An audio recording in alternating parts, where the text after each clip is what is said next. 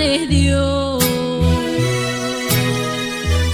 Ciptakan en baitu, gitu isi palil jam, into balena, may hungkon of tu, atu ciwoce.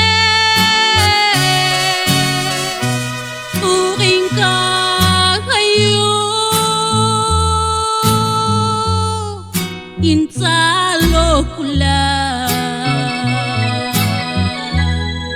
Kunde horin ay ho Yedo rep creyente Kawal jiwo jik Horin kakayo Into balkina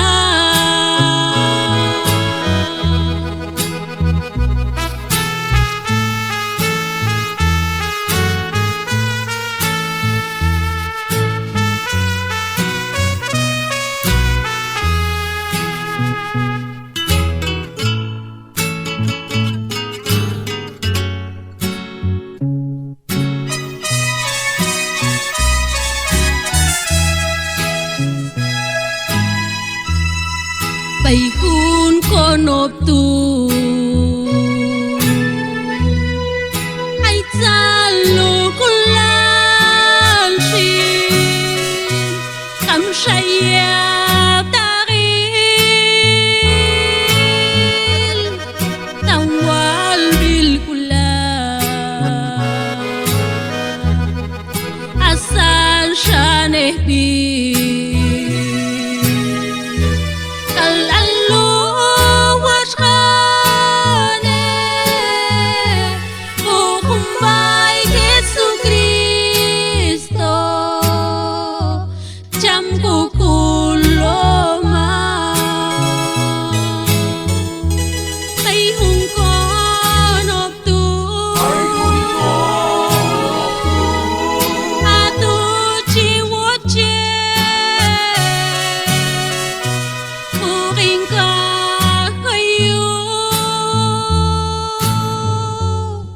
Insalo kula